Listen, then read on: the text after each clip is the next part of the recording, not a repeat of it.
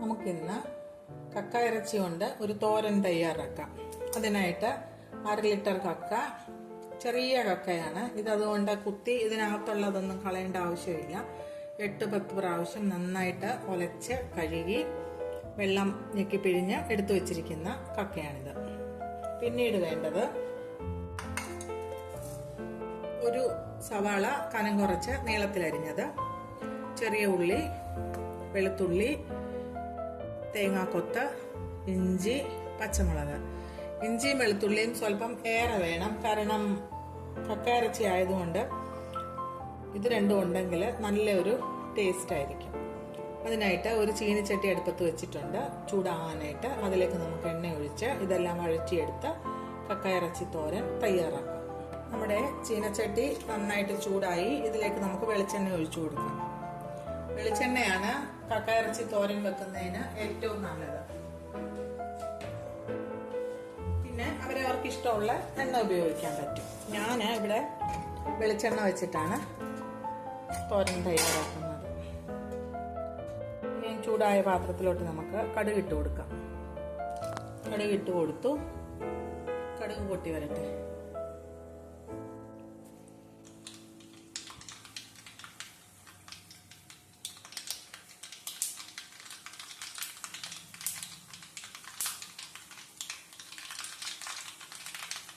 നമ്മുടെ കടുക് പൊട്ടി തുടങ്ങി. ഇതിലേക്ക് നമുക്ക് തേങ്ങാക്കൊത്ത് ഇട്ട് കൊടുക്കാം.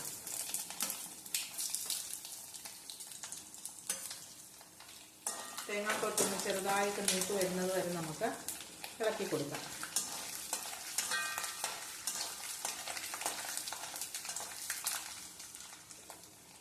തേങ്ങാക്കൊത്തൊന്ന് മൂത്ത് വരുന്നുണ്ട്.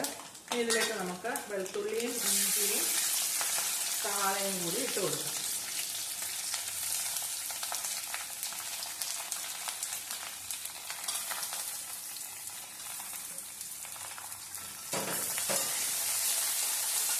സവാളയൊന്ന് വാടി വന്ന് തുടങ്ങുമ്പോൾ നമുക്ക് ചെറിയ ഉള്ളി പച്ചമുളകും കൂടി ചേർത്ത് കൊടുക്കാം. സവാളയൊന്ന് വാടി വരട്ടെ, നമുക്ക് വെയിറ്റ് ചെയ്യാം. നമ്മുടെ സവാള ചെറുതായിട്ട് വാടി വരുന്നുണ്ട്. ഇതിലേക്ക് നമുക്ക് ചെറിയ ഉള്ളി പച്ചമുളക് ഇട്ട് കൊടുക്കാം. ഇത് നന്നായിട്ട് വഴറ്റിയെടുക്കാം.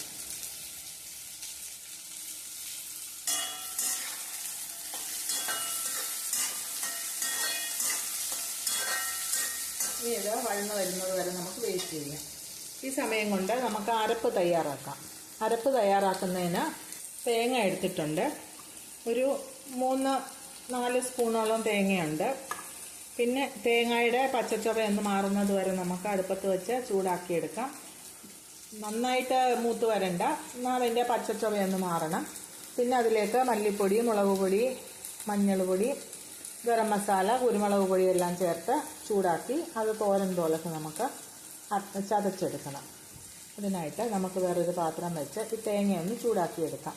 ആ സമയം കൊണ്ട് ഉള്ളിയും പച്ചമുളകും സവാളയെല്ലാം നന്നായിട്ട് വഴന്ന് കിട്ടുകയും ചെയ്യും. ചീനിച്ചട്ടി അടുപ്പത്ത് വെച്ചു. അതിലേക്ക് നമുക്ക് തേങ്ങ ഇട്ട് കൊടുക്കാം. തേങ്ങയൊന്ന് പച്ചച്ചുവയൊക്കെ ഒന്ന് മാറുന്നത് പോലെ ചെറുതായിട്ടൊന്ന് ചുമന്ന് വരുന്നത് വരെ നമുക്ക് മൂപ്പിച്ചെടുക്കാം. എന്നിട്ട് വേണം മുളക് പൊടി മല്ലിപ്പൊടിയൊക്കെ ചേർത്ത് കൊടുക്കാൻ. തേങ്ങയൊന്ന് മൂത്ത് വരട്ടെ. തേങ്ങ ചെറുതായിട്ടൊന്ന് ചുമന്ന് വന്നിട്ടുണ്ട്. ഇനി ഇതിലേക്ക് നമുക്ക് പൊടികളൊക്കെ ചേർത്ത് കൊടുക്കാം. അതിനായിട്ട് ഒരു വലിയ സ്പൂൺ മല്ലിപ്പൊടി ചേർത്ത് കൊടുക്കാം. ഒരു വലിയ സ്പൂൺ മുളക് പൊടി ചേർത്ത് കൊടുക്കാം. ഇവിടെ എനിക്ക് മുളക് പൊടിക്ക് അധികം എരിവില്ലാത്തത് കൊണ്ടാണ് ഞാൻ 1 സ്പൂൺ ചേർത്ത് കൊടുക്കുന്നത്. എരിവ് അവരവരുടെ ആവശ്യത്തിന് ഇടുക. മഞ്ഞൾപ്പൊടി ഇട്ട് കൊടുക്കാം. പിന്നീട് കുരുമുളക് പൊടി,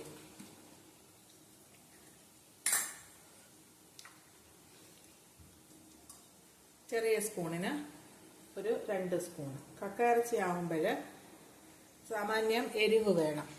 ഇനിയും ചേർത്ത് കൊടുക്കേണ്ടത് ഗരം മസാല. ഗരം മസാല 1 സ്പൂണ് ചേർത്ത് കൊടുക്കാം. ഇനി ഈ പൊടിയെല്ലാം ഒന്ന് നന്നായിട്ടൊന്ന് ചൂടാക്കിയെടുക്കാം. നമുക്ക് ഗ്യാസ് അങ്ങ് ഓഫ് ചെയ്യാം. ഈ തേങ്ങയുടെയും പാത്രത്തിൻ്റെയും ചൂട് കൊണ്ട് നമ്മുടെ മുളക് പൊടി മല്ലിപ്പൊടിയൊക്കെ നമുക്കൊന്ന് പച്ചച്ചുവ മാറുന്നത് വരെ ചൂടാക്കിയെടുക്കാം. ഗ്യാസ് ഓൺ ആണെങ്കിൽ മുളക് പൊടിയൊക്കെ അങ്ങ് കരിയും. അതുകൊണ്ട് ഗ്യാസ് ഓഫ് ചെയ്ത് നമുക്കൊന്ന് ചൂടാക്കി ഇളക്കിയെടുക്കണം. ഈ പാത്രത്തിന്റെ ചൂട് പോകുന്നത് വരെ ഇളക്കി കൊടുത്തില്ലെങ്കിൽ അടിയിലത്തെ മുളക് അങ്ങ് കരിയുകയും ചെയ്യും, മേളത്തേതൊക്കെ മൂക്കത്തുമില്ല. അതുകൊണ്ട് ഇളക്കി ചൂടാറുന്നത് വരെ ഇളക്കി കൊടുത്ത് മൂപ്പിച്ചെടുക്കണം.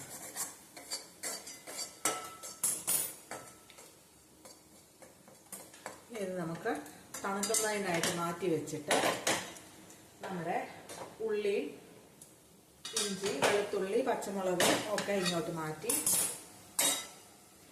എന്തായാലും നോക്കാം. ഗ്യാസ് അങ്ങ് ഓഫ് ചെയ്ത് ഉള്ളിയൊക്കെ മൂത്ത് വരാനായി നന്നായിട്ട് മൂത്ത് വരട്ടെ. അതുവരെ നമുക്കൊന്ന് വെയിറ്റ് ചെയ്യാം. ആ സമയം കൊണ്ട് നമ്മുടെ അരപ്പ് ചതച്ചെടുക്കാം.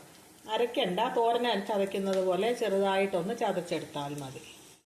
നമ്മുടെ ഉള്ളി, സവാള, ഇഞ്ചി, പച്ചമുളക് എല്ലാം നന്നായിട്ട് ചുമന്ന് വന്നിട്ടുണ്ട്. നമ്മൾ ഇതുവരെ കറിവേപ്പില ചേർത്തിട്ടില്ല. നമുക്കിതിലേക്ക് കുറച്ച് കറിവേപ്പില ചേർത്ത് കൊടുക്കാം. കറിവേപ്പില സാമാന്യം നന്നായിട്ട് ചേർക്കണം, എന്നാലേ ഒരു കറിവേപ്പിലയുടെ സ്വാദും കിട്ടണം, കക്കയിറച്ചിക്ക് നല്ല ടേസ്റ്റ് വരാനായിട്ട്. ഇനി നമുക്ക് ഇതിലേക്ക് തയ്യാറാക്കി വെച്ചിരിക്കുന്ന അരപ്പ്, തോരൻ്റെ പാകത്തിന് ചതച്ച് വെച്ചിരിക്കുന്ന അരപ്പ് ചേർത്ത് കൊടുക്കാം.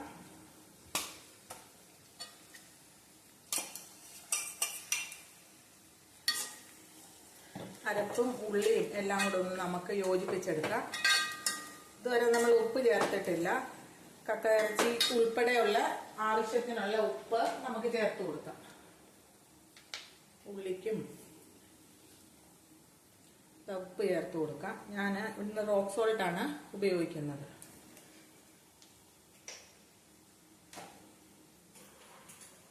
ഇതെല്ലാം കൂടെ നന്നായിട്ട് നമുക്കൊന്ന് മിക്സ് ചെയ്യാം.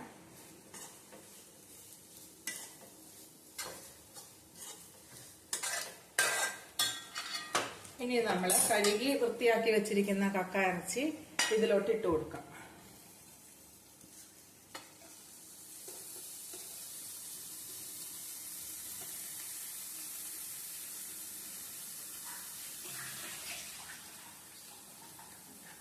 ഇത് ഇളക്കി യോജിപ്പിക്കാം നന്നായിട്ട്.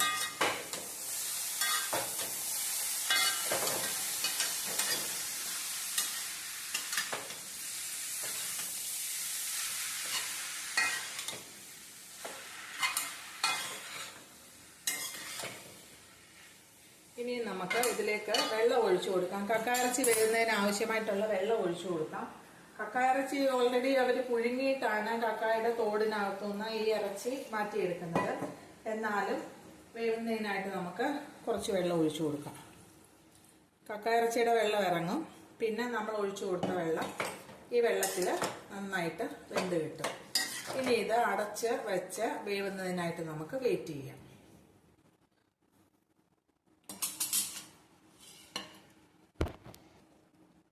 കക്കയിറച്ചി വെന്ത് വെള്ളമൊക്കെ പറ്റി തോരുന്നത് വരെ നമുക്കൊന്ന് വെയിറ്റ് ചെയ്യാം.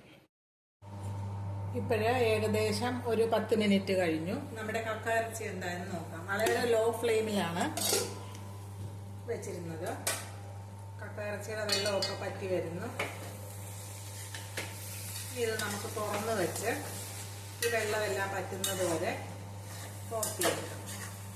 ഇടയ്ക്കിടയ്ക്ക് ഇളക്കി കൊടുത്ത് അടുക്കി പിടിക്കാതെ ഇളക്കി കൊടുത്ത് വെള്ളമെല്ലാം പറ്റിച്ച് നമുക്ക് തോർത്തിയെടുക്കാം.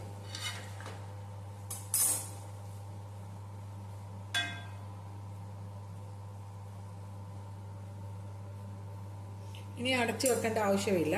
തുറന്നു വെച്ച് ഇതിൻ്റെ വെള്ളം പറ്റിച്ച് ചെറിയ തീയിലിട്ട് നമുക്ക് വെള്ളമൊക്കെ പറ്റിച്ച് തോർത്തി തോരൻ പരുവത്തിൽ എടുക്കാം.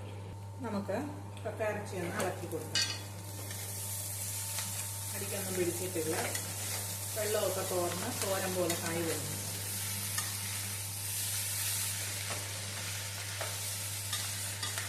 ഇനി ഇടയ്ക്കിടയ്ക്ക് ഇത് ഇളക്കി തോർത്തിയെടുക്കാം.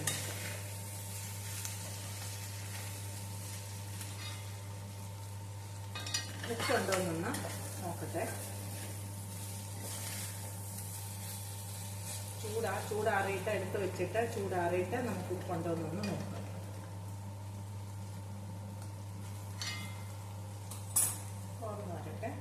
കൊല്ലത്തൊക്കെ ആണെങ്കിൽ കക്ക ഇങ്ങനെ കക്ക തോടോടുകൂടിയാണ് കിട്ടുന്നത്. അത് വാങ്ങിച്ചുകൊണ്ട് വന്ന് നമ്മൾ തന്നെ പുഴുങ്ങി അതിനകത്തെ മാംസം കുത്തിയെടുക്കണം.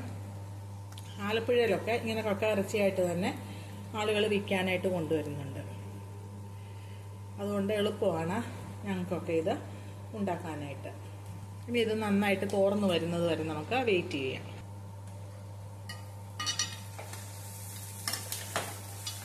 അങ്ങനെ കക്ക ഇറച്ചി തോരന് തയ്യാറായി, നല്ലണക്ക് ഒഴിഞ്ഞു വന്നിട്ടുണ്ട്. ഇനി നമുക്ക് ഗ്യാസ് ഓഫ് ചെയ്ത് വേറൊരു പാത്രത്തിലോട്ട് മാറ്റാം. നമുക്ക് ഗ്യാസ് അങ്ങ് ഓഫ് ചെയ്യാം, വേറൊരു പാത്രത്തിലോട്ട് മാറ്റാം. നമ്മുടെ സ്വാദിഷ്ടമായ കക്ക ഇറച്ചി തോരൻ തയ്യാറായി. വിളമ്പുന്നതിന് മുൻപിലായിട്ട് ഒന്നുകൂടെ ചൂടാക്കി സ്വല്പം കുരുമുളക് പൊടിയും സ്വല്പം ഗരം മസാലയും കൂടെ ചേർക്കുവാണെങ്കിൽ ഒന്നുകൂടെ ടേസ്റ്റ് ആയിരിക്കും. ഇതിപ്പോഴ് എല്ലാം നല്ല കൃത്യമായിട്ടുള്ളത് കൊണ്ട് ഞാൻ അതൊന്നും ചേർത്തില്ല. സവാള ഉണ്ടെങ്കിൽ സവാള ഇതുപോലെ അരിഞ്ഞിട്ട് ഒരു പച്ചമുളകും കുറച്ച് കരിവേപ്പിലയും കൂടെ മുകളിൽ വെച്ച് നമുക്ക് വിളമ്പി കഴിക്കാൻ പറ്റുന്നതാണ്. ഇത് ചോറിൻ്റെ കൂടെയും ചപ്പാത്തിയുടെ കൂടെയും കഴിക്കാനായിട്ട് വളരെ നല്ലൊരു കോമ്പിനേഷനാണ്. എല്ലാവർക്കും തീർച്ചയായിട്ടും ഇഷ്ടപ്പെടും. നോൺ വെജ് ഇഷ്ടപ്പെടുന്ന എല്ലാവരും ഇഷ്ടപ്പെടുന്ന ഒരു വിഭവമാണ്. എല്ലാവരും ഒന്നുണ്ടാക്കി നോക്കണം. എന്നിട്ട് നിങ്ങളുടെ അഭിപ്രായം കമൻറ്റ് ബോക്സിൽ എഴുതണം.